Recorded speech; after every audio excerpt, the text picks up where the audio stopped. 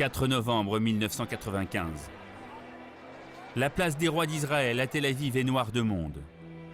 La plus grande manifestation depuis Sabra et Shatila. C'est un rassemblement pour la paix. Côte à côte, le drapeau israélien et palestinien. À la tribune, le Premier ministre Yitzhak Rabin est ému. Il ne s'attendait pas à une telle foule. Depuis qu'il a serré la main d'Arafat, une partie des Israéliens l'accuse de trahison.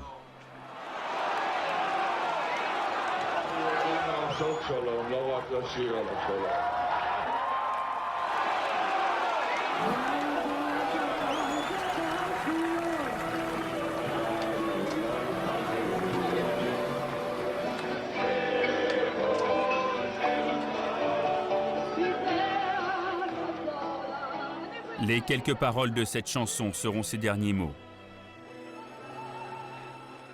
Quelques secondes plus tard, il quitte la tribune. Un extrémiste juif lui tire 3 balles dans le dos.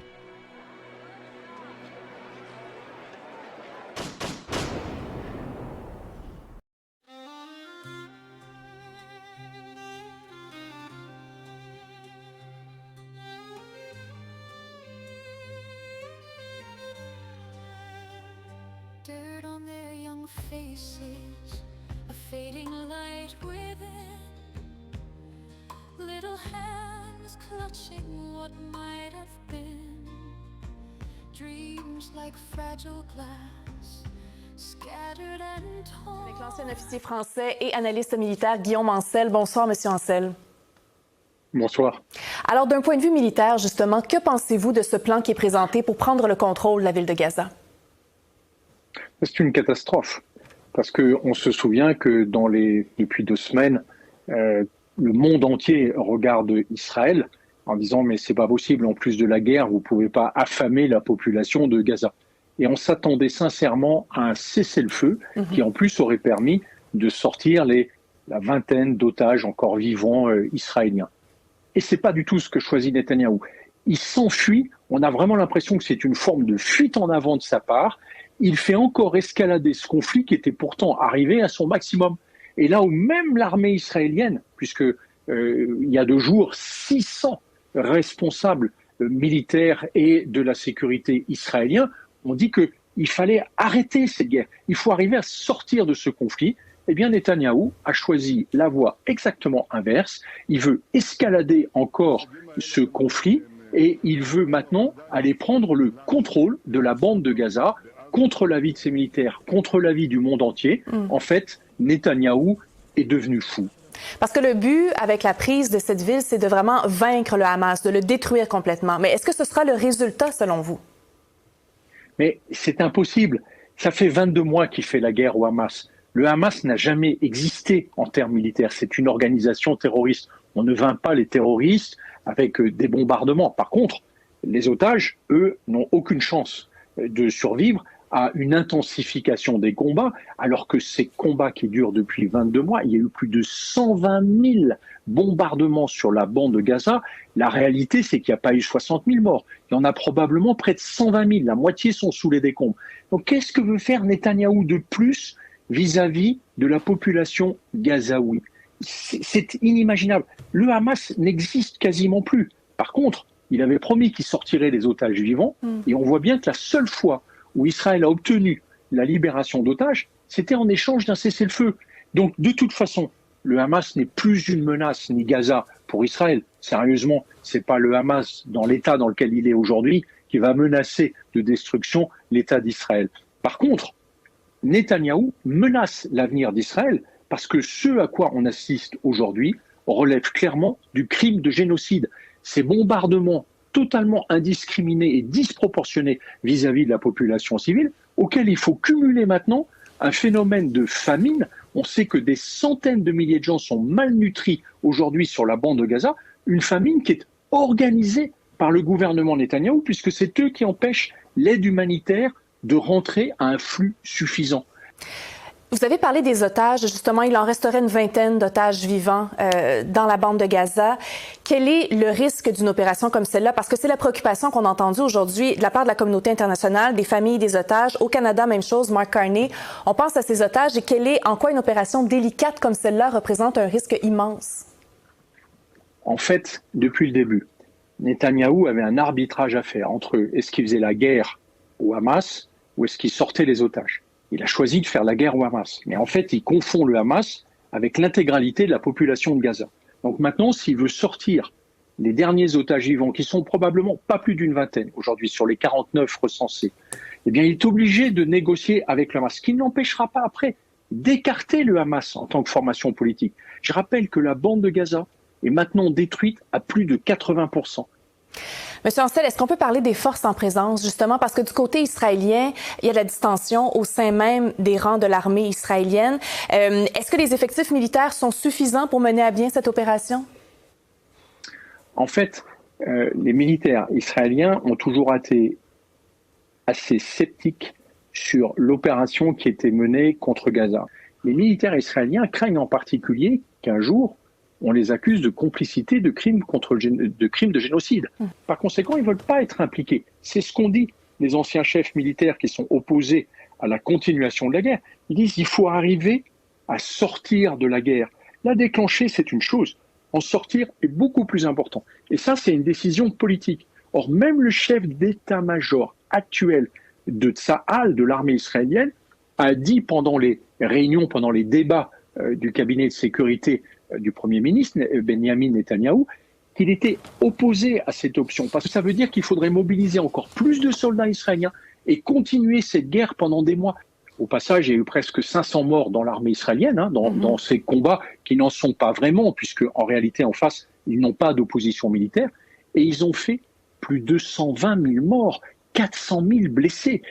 En terminant, M. Ancel, du côté du Hamas, on dit qu'il y aura un prix à payer, qu'il y aura bel et bien résistance. Après 22 mois de guerre, quels sont les effectifs du Hamas? En fait, les effectifs du Hamas n'ont jamais été des effectifs militaires. Ce sont des miliciens. Donc ce sont des civils qui prennent une arme à un moment ou à un autre. Les services de renseignement israéliens estiment qu'au début de la guerre, le Hamas disposait non pas d'une force militaire, mais d'une force de miliciens de l'ordre de 30 000 miliciens. Grâce à la violence qui s'est répandue sans limite sur la bande de Gaza, les services israéliens estiment qu'aujourd'hui, il y a 60 000 miliciens à la disposition du Hamas, soit 2 fois plus. Ça veut dire que si l'armée israélienne va occuper l'ensemble de la bande de Gaza, comme veut le faire Netanyahou, tous les jours, ils seront face à des embuscades, à des explosifs, à des coups montés, et ils perdront tous les jours 1 ou 2 soldats israéliens, plusieurs blessés, contre un ennemi fantôme. Alors pour l'instant, ce qui est dit par Israël, donc, c'est on donne 2 mois à la population de la ville de Gaza pour se déplacer, donc jusqu'au 7 octobre, évidemment, date symbolique qui marquera les 2 ans depuis le début de cette guerre. Guillaume Ancel, merci beaucoup pour cet éclairage ce soir, c'est très apprécié. Bonsoir. Au revoir. Gaza, 2025. Peut-être l'un des endroits les plus dangereux au monde. Surtout si vous êtes journaliste. Avec la fermeture des frontières, les journalistes locaux sont l'un des rares moyens de voir ce qui se passe sur le terrain. Selon le Comité pour la protection des journalistes, au moins 178 journalistes ont été tués depuis le début de la guerre. D'emblée, Israël avait déclaré ne pas pouvoir garantir la sécurité des journalistes à Gaza. Mais selon le CPJ, 2024 a été l'année la plus meurtrière pour les journalistes dans le monde, depuis que l'organisation a commencé à documenter ses décès en 1992.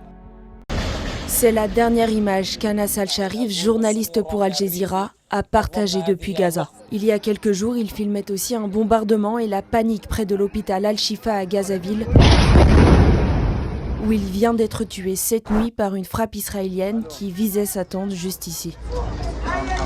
4 autres de ses collègues ont aussi été tués. Mohamed Karega, Ibrahim Zafer, Mohamed Noufal et Mohamed Aliwa.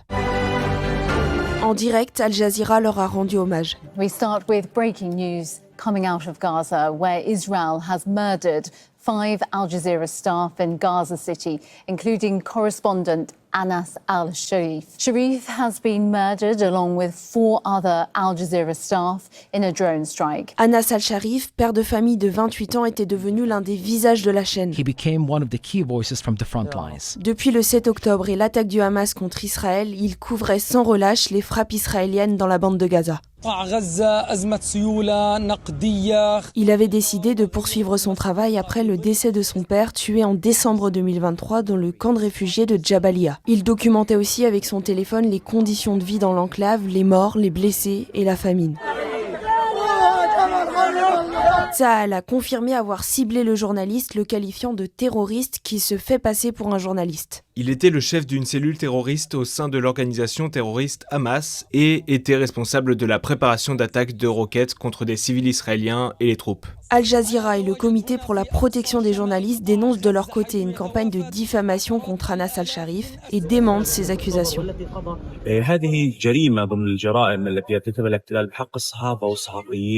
أي مسوغات أو أي مبررات يتحدث بها جيش الاحتلال الإسرائيلي هي فقط لتبرير جريمته بحق الزميل أنس ومحمد وجميع الزملاء الذين تم استهدافهم، هي محاولة لإسكات صوت الحقيقة ومحاولة لمنع وصول الرسالة إلى العالم. Plus de 200 journalistes ont été tués dans la bande de Gaza par l'armée israélienne depuis octobre 2023. C'est ce que rapporte Reporters sans frontières.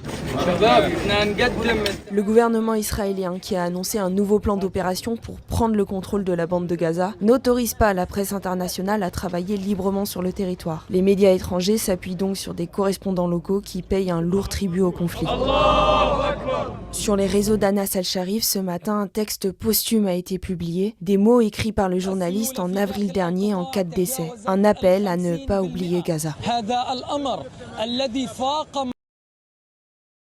Face au nouveau plan d'occupation de l'enclave palestinienne de Benyamin Netanyahou et notamment de la ville de Gaza, Tel Aviv gronde. Ce samedi, des milliers d'Israéliens se sont réunis dans les rues, brandissant les portraits des otages, toujours aux mains du Hamas. Si vous envahissez certaines parties de Gaza et que les otages sont assassinés, nous vous poursuivrons sur la place publique, pendant les campagnes électorales, à tout moment et en tout lieu. Nous rappellerons jour et nuit au peuple d'Israël que vous auriez pu conclure un accord pour la libération des otages, mais que vous avez choisi de les faire tuer. Des largages aériens d'aide humanitaire dans la bande de Gaza, plusieurs pays dont la France et la Belgique participent à ces opérations destinées à acheminer de l'aide humanitaire dans le territoire palestinien.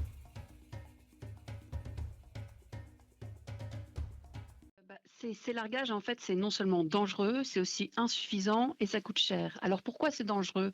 Parce qu'il faut s'imaginer qu'aujourd'hui à Gaza, les populations déplacées sont regroupées sur des territoires très petits et surpeuplés et que lorsque ces palettes tombent du ciel, parfois les parachutes ne s'ouvrent pas, donc la palette tombe directement sur les gens. Parfois la palette s'ouvre mais elle tombe dans la mer, les gens vont essayer de les récupérer et puis se noient.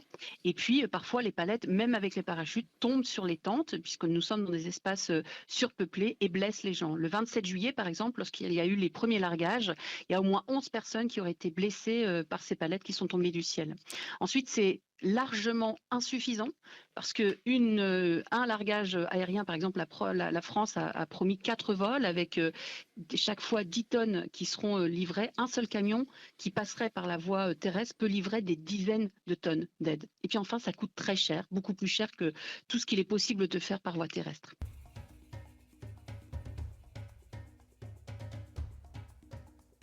Tout simplement revenir au système qui existait, qui fonctionnait très bien il y a 2 ans, avant qu'Israël ne bloque toute entrée dans la bande de Gaza. En tout cas, le blocage est total depuis quelques mois.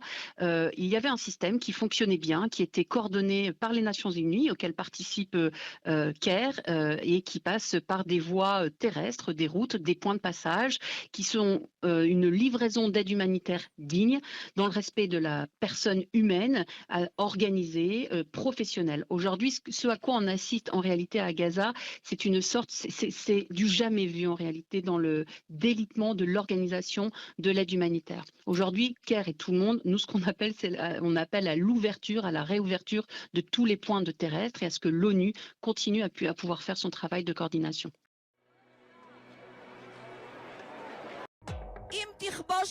Si vous envahissez des parties de Gaza et que les otages encore vivants sont tués, nous vous poursuivrons dans les rues, dans les urnes, partout et tout le temps.